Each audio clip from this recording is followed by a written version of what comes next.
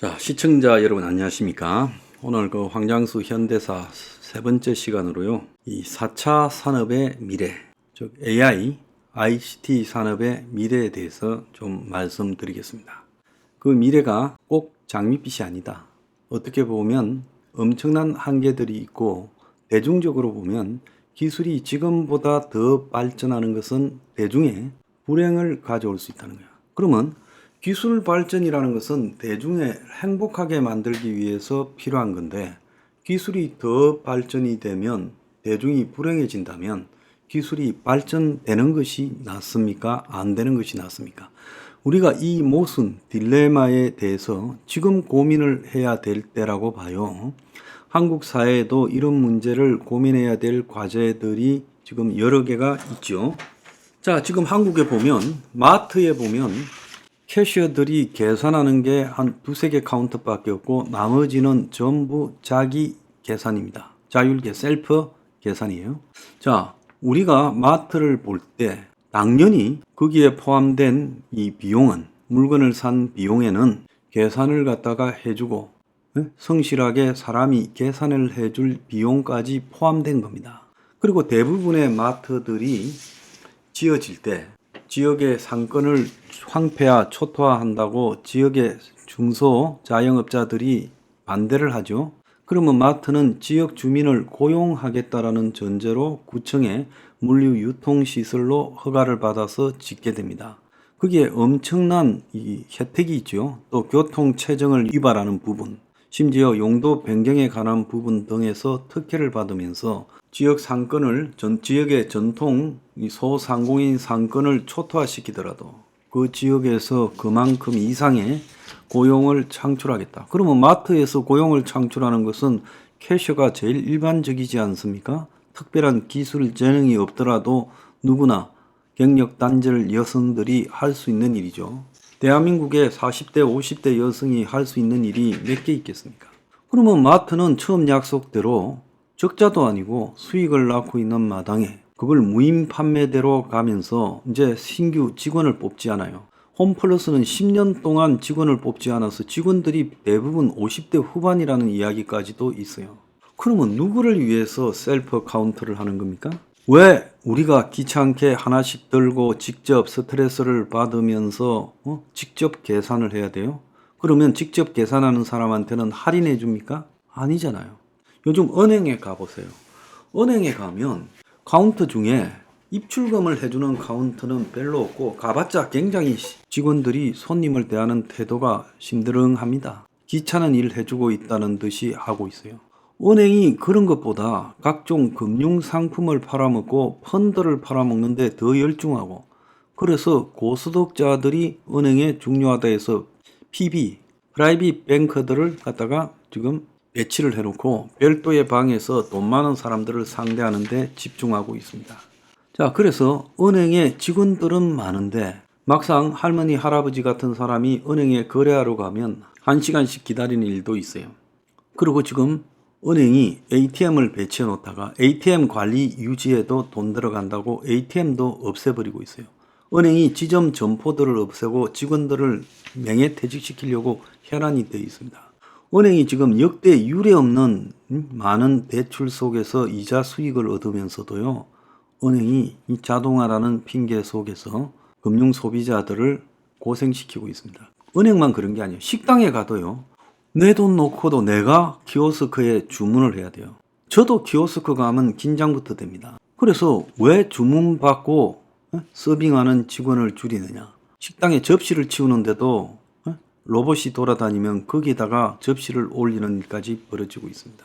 그래서 일자리를 줄이는데 전부 혈안이 되고 있고 이제 다수의 서민 대중들이 취업할 수 있는 일자리가 기계화, IT화, 4차 산업 속에서 사라져가고 있어요.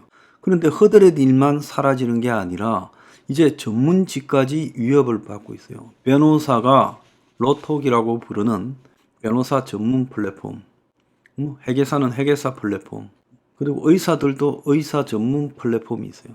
그래서 앞으로 이제 좀 더 시간이 가면 AI를 활용한 이 플랫폼을 통해 가지고 전문직들이 이제 사라지고 AI가 전문 직종에 종사하는 사람들의 역할을 대신해 주게 될 거다라는 이야기. 그러니까 전문직들도 지금 위기에 직면했어요.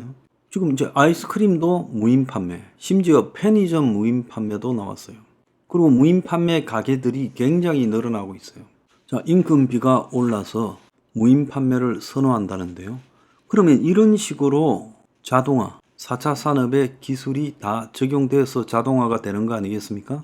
이렇게 급속도로 진행되면 사람은 어디 가서 취직해서 먹고 살겠습니까? 임금을 받을 데가 어디에 있어요?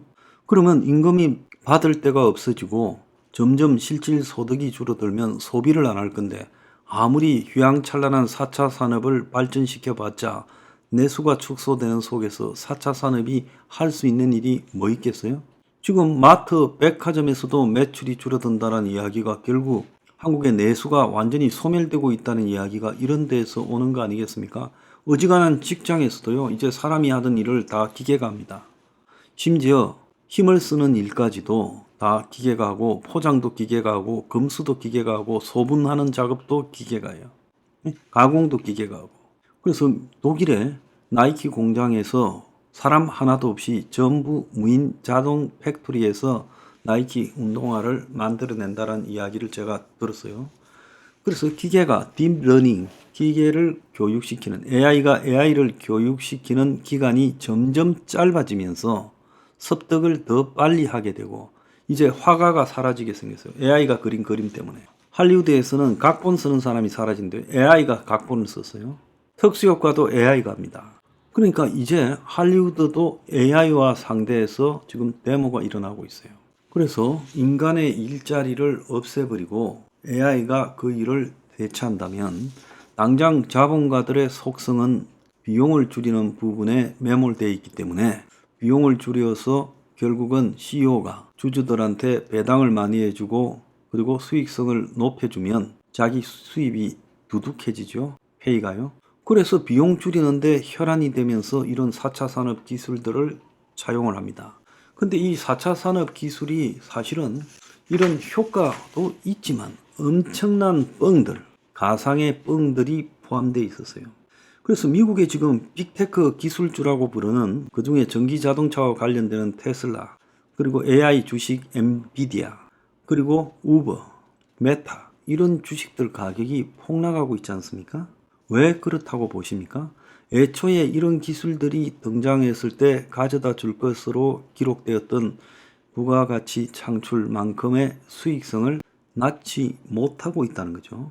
그냥 이름만 그럴싸하고 홍보만 그럴싸했지 그것이 어떻게 비즈니스 수익 모델로 연결되는가를 해결을 못하고 있어요.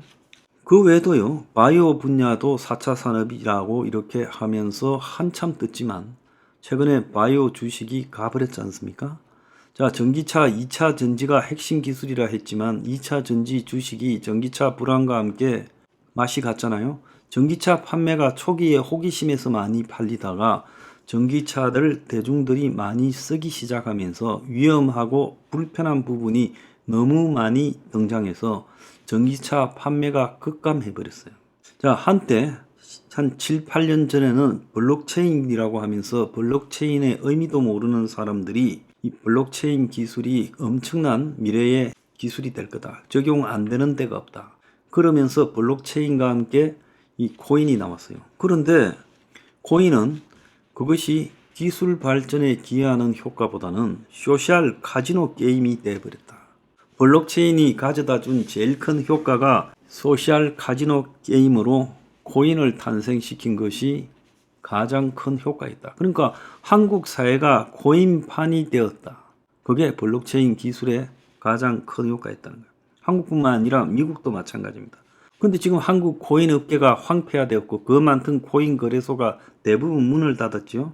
자, 한국 사람이 낳은 세계적인 사기꾼 루나의 권도영도 수십조의 피해를 입히고 지금 미국으로 데리고 오느냐 한국으로 오느냐 가지고 몬테니그로 교도소에서 지금 있지요. 몬테니그로 정부를 구워 삶았다 이야기도 있습니다. 자, 그래서 이 4차 산업이라는 것은 AI, 무인 자동차, 자율주행 기술, 전기 자동차, 그리고 각종 플랫폼, 이런 것들이 4차 산업 기술이라고 손꼽아졌습니다. 그런데 한국의 플랫폼들 보면 그것이 뭔가 발전된 새로운 기술이라기보다는 그동안에 있었던 기술을 조금 종합해가지고 엮어놓고 배달의 민족이니 카카오 택시니 만들었지만 뭐 요기요도 있고요.